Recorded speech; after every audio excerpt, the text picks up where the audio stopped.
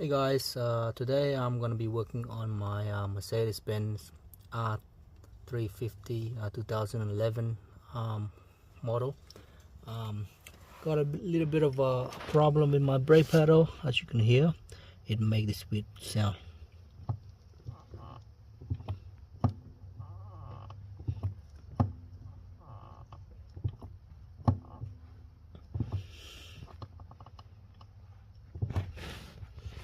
So I did a bit of searching and googling, and I believe there is a metal to metal contact there, or the squishy that needs to be I guess lubricate. So I'm just gonna have a go at that, and I'll quickly show you where to lubricate in a minute after finding the correct spot under the brake pedal.